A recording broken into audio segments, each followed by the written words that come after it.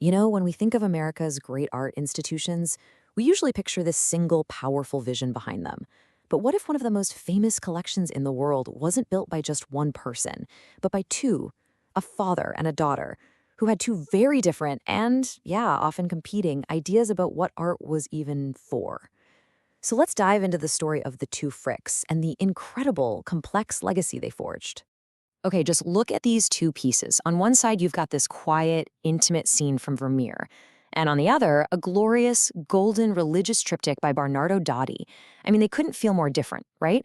They seem like they're from completely separate universes. And yet, they both belong to the Frick family.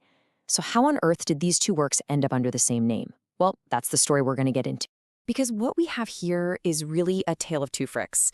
You've got Henry Clay Frick, the classic Gilded Age industrialist, and then you have his daughter, Helen Clay Frick, a really dedicated philanthropist.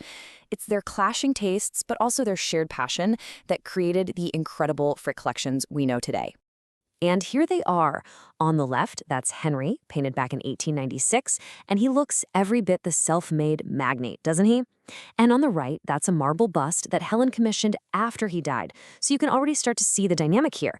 Henry, the powerful guy who built the massive fortune, and Helen, the devoted daughter who would spend the rest of her life shaping his very complicated public legacy. So let's start with Henry, because to really get his art collection, you first have to understand the man who forged an empire. First in steel, and then in art. And you'll see the way he approached both was, well, remarkably similar. So who was Henry Clay Frick? This timeline kind of gives us the highlight reel. By the time he's 30, he's already a millionaire from the Coke industry. But this is not some simple rags to riches story. See that date, 1892? That's the infamous and deadly Homestead Strike, a brutal and really controversial part of his story. Then, by 1905, he moves the whole family to New York, and when he dies, he leaves his incredible mansion and all his art to the public. But his whole collecting journey started way earlier, and pretty modestly, actually. This right here was his first documented art purchase, from back in 1881. It's a landscape by a local Pittsburgh artist. And what's so fascinating about it is that it shows this serene Pennsylvania wilderness that was, ironically, rapidly disappearing, precisely because of the industries that were making Frick his fortune. But then, right around 1900, something changes. His ambition just skyrockets. He stops buying these local landscapes and starts hunting for the big guns, old masters and grand British portraits. And why? Well, in the Gilded Age, European masterpieces were the ultimate status symbol. It was basically a way for America's new money to buy the legitimacy of old European nobility. And this painting is the perfect example of his new strategy. This is Julia, Lady Peel by Thomas Lawrence. I mean, it's lush, it's elegant, it's aristocratic. It is exactly the kind of painting that could hang in a European palace. And now, it was going to hang in his. He started buying up art like this at an absolutely astonishing rate. The newspapers were literally tracking his purchases. Now, this is really telling. This is what his art dealer wrote to him about his Rembrandt self-portrait. Just listen to this. Dominating the entire gallery, just as you dominate. For Henry, art wasn't just some pretty thing to hang on the wall. No, it was a direct extension of his own power. But of course, Henry wasn't the only Frick with an eye for art. So now we turn to his daughter, Helen. And her vision, it could not have been more different. She wasn't collecting to project power. She was collecting out of this deep, personal passion for scholarship and just pure beauty. So this is where their paths really diverge. Henry collected to build a public image of power. Helen collected because of this deep, personal, almost academic fascination. Now, she was involved in her dad's collecting from a young age, for sure, but the path she took for herself was entirely her own. The style she really fell in love with was the early Italian Renaissance. We're talking 13th and 14th century art, a lot of it with religious themes. And you have to understand, this was a bold choice back then. Her father mostly avoided religious works, and a lot of American collectors at the time kind of dismissed this style as being too Catholic. So Helen was really carving out a brand new space for herself. This gorgeous triptych by Bernardo Dotti is a perfect example of what she loved.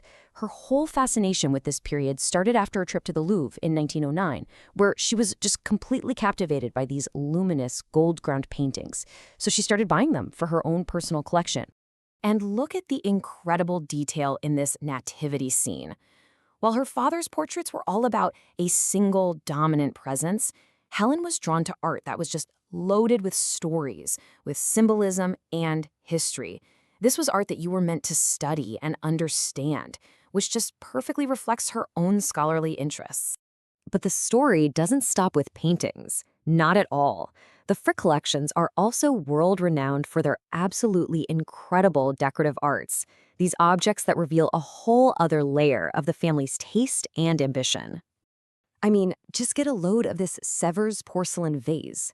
It's this boat-shaped thing called a potpourri of Vesso, and it was one of the most ambitious and technically difficult pieces the famous French factory ever made. There are only 10 like it known to survive. That tells you everything you need to know about the level of quality the Fricks were after.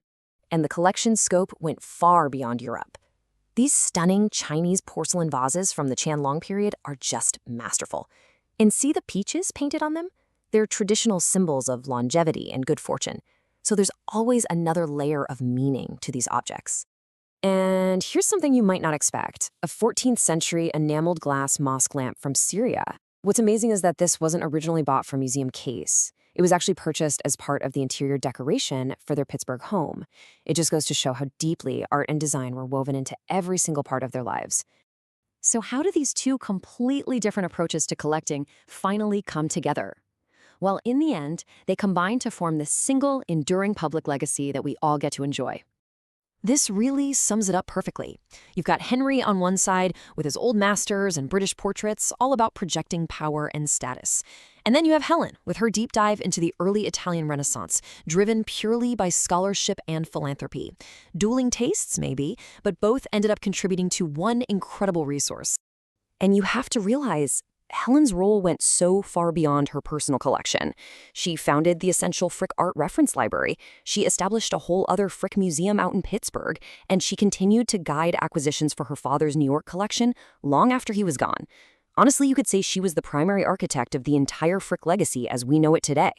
Which brings us to right now, to this really historic moment.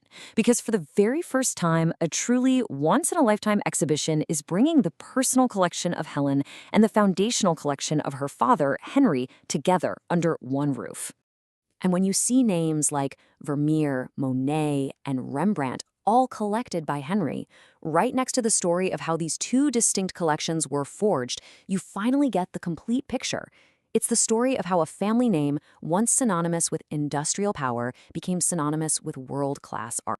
So this all leaves us with a really fascinating question, right? What can we truly learn about these two complicated people from the art they surrounded themselves with, and just as importantly, from the art they chose to ignore? It's a great reminder that an art collection is never just a room full of beautiful things. It's really a portrait of a person, of a family, and of a legacy. One that was forged in steel, but is now preserved for all of us in paint and marble.